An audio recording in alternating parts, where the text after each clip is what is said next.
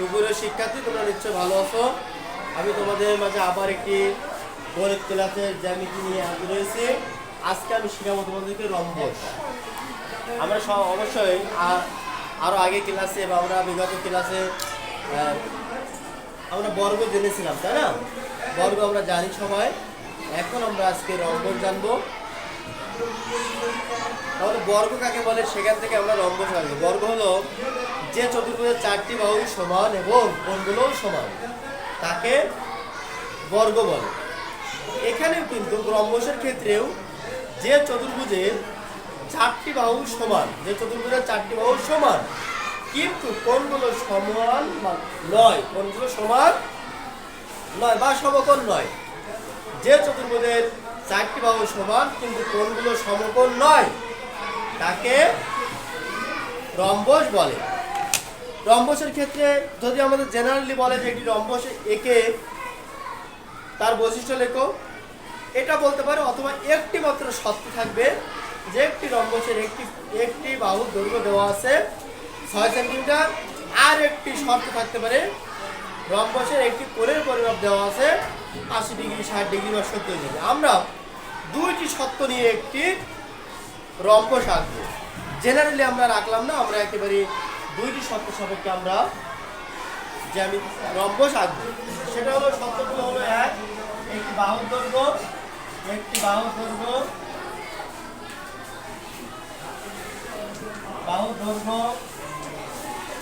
মনে করো 6 সেন্টিমিটার, আর একটি শর্ত একটি কোণের পরিমাপ,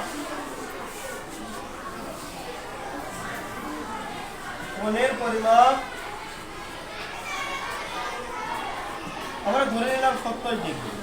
কম বেশি হতে পারে, বাহুর দৈর্ঘ্য কিন্তু কম বেশি হতে পারে, যে কোনো কিছু কম বেশি হতে পারে বা সমানও হতে পারে। সেটা আমাদের বিষয় না, আমরা শিখে রাখবো। যেভাবে আমাদের পরীক্ষার খাতায় উপস্থাপন করতে হবে সেভাবে আমরা রাখবো, অর্থাৎ আমাদের প্রশ্নপত্র যেভাবে পড়বে আমরা সেইভাবে উত্তর দেওয়ার চেষ্টা করব।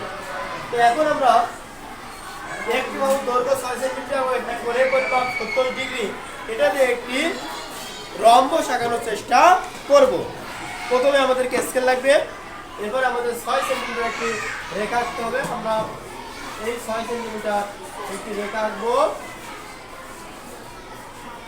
এখান থেকে আমাদের এই বন্ধু আমাদের 6 সেন্টিমিটার, এটা আমরা একটা দাগ দিয়ে দিলাম। এই 6 সেন্টিমিটার, কত সেন্টিমিটার? 6 সেন্টিমিটার। এটাকে আমরা এ বি অর্থাৎ 6 সেন্টিমিটার দিতে পারি। আমরা কি সবাই এ বি 6 সেন্টিমিটার বুঝতে পেরেছি?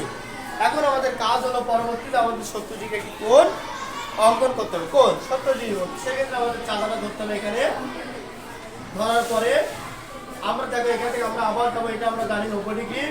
এখান থেকে 16, 10, 20, 30, 40, 50, 60, 70, আর এই দিক থেকে যদি আমরা আসি তাহলে 110-এর এখানে আমাদের একটা ইন্ডিকেট করতে হবে।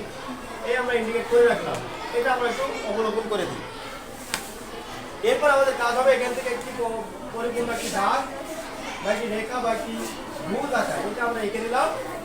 এরপর আমাদের কাজ হলো আমাদের প্রত্যেকটা বাহু 6 সেন্টিমিটার যেহেতু হবে, অর্থাৎ আমাদের এই যে বাহুটা আমরা এঁকেছি এখান থেকে আমরা 6 সেন্টিমিটার নিয়ে নিব।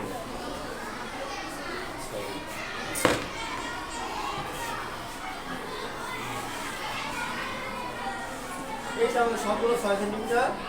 এই 6 সেন্টিমিটার তাহলে আরও একটু উপরে যাবে। এখান থেকে আমরা এখানে একটু দাগ দিতে পারি। আর যেহেতু আমাদের এখানে এখনো যাবে, এই জন্য আমরা এই পাশটা রাখতে পারলাম না।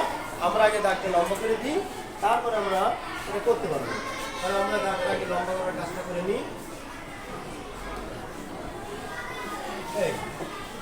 এই যে কোণটা মিলেছে এখান থেকে আমাদের করতে হবে। এরপর আমাদের কাজ হবে এখান থেকে আমাদের এই অংশে দাগটা দেওয়া হবে। এখন এই যে বিন্দুগুলো আমাদের তৈরি হলো, এই বিন্দু থেকে আমাদের যোগ করে দিলে আমাদের কিন্তু 6 সেন্টিমিটার বিশিষ্ট একটি রম্বস হয়ে যাবে। আমরা সেটা দেওয়ার চেষ্টা করি।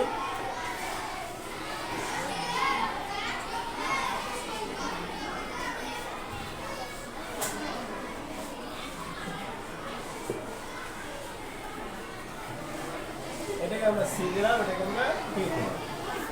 অর্থাৎ আমরা বলতে পারি চিত্র এ বি সি ডি একটি রম্বস। আমরা কি বুঝতে পেরেছি সবাই? এবার আমাদের দুইটি কন্ডিশন থাকতে পারে, আবার কন্ডিশন নাও থাকতে পারে। না থাকলে আমরা আমাদের ইচ্ছা মতো রাখবো, আর কন্ডিশন থাকলে আমরা যে কন্ডিশন আছে বা যে শর্ত আছে সেই শর্তের আলোকে আমরা রম্বসটা আঁকবো। আর বৈশিষ্ট্য আমরা বলি, বৈশিষ্ট্য আমাদের তিনটি বৈশিষ্ট্য আমরা একেবারে এই ভিতরে দেখা যায়। যেটা হলো আমরা যদি বলি, আমরা যদি বৈশিষ্ট্যগুলো দেখি তাহলে আমরা এখানে কি জানবো? বৈশিষ্ট্য প্রথমে আমরা 1 নম্বর বৈশিষ্ট্য বলতে পারি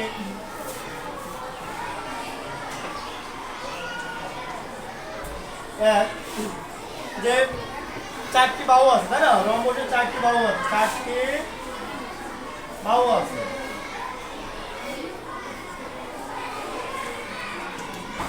এরপরে কিন্তু আমরা বলতে পারি যে 4টি কোণ আছে। 2 নম্বর যে 4টি কোণ আছে। 3 নম্বর কিন্তু আমরা বলতে পারি যে একটি আকৃতি তৈরি হয়েছে, তাই না? একটি আকৃতি বা একটা আকার তৈরি হয়েছে,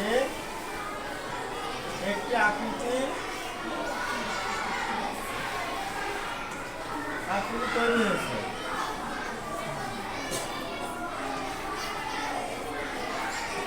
এছাড়া অনেক বৈশিষ্ট্য আছে যেটি আমাদের অনেক সময় দেখা যায় না।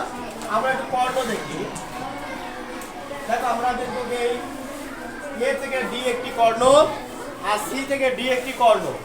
এ থেকে ডি একটি কর্ণ, আর সি থেকে ডি একটি কর্ণ। তাহলে আমরা এখানে বলতে পারি কিন্তু যে দুইটি কর্ণ আছে। কয়টি কর্ণ আছে? দুইটি কর্ণ আছে।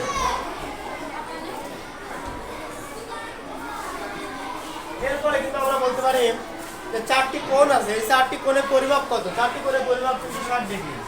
4টি কোণের পরিমাপ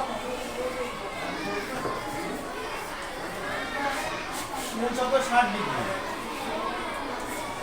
এমন অসংখ্য বৈশিষ্ট্য এখন আছে, তোমরা এগুলো দেখবে। এখান থেকে দেখো 4টি হলো ত্রিভুজ তৈরি হয়েছে, তাই না? এখানে 4টি মানে অনেকগুলো ত্রিভুজ আছে, যেমন 1 2 3 4, আবার এই দিক থেকে একটা, এদিক থেকে একটা, আবার এদিক থেকে এদিক থেকে 6টি, তাই না? 6টি। আমরা এই একটা দুটো তিনটে চারটে, আবার এই একটা আর একটা দুটো 6টা, আর এই দুটো 8টি ত্রিভুজ আছে কিন্তু এর ভিতরে, তাই না? তোমাদেরকে অনেক অনেক ধন্যবাদ। তোমরা আমার এই ইউটিউবের ক্লাসটি বা আমার যদি ম্যাথ ক্লাসটি তোমাদের ভালো লাগে অবশ্যই আমার চ্যানেলকে লাইক কমেন্ট এবং শেয়ার করে দেবে। ইতিপূর্বে যারা সাবস্ক্রাইব করেছো তাদেরকে অনেক ধন্যবাদ, আর যারা সাবস্ক্রাইব করিনি তাদেরকে সাবস্ক্রাইব করার জন্য ধন্যবাদ জানাই। সবাইকে ধন্যবাদ।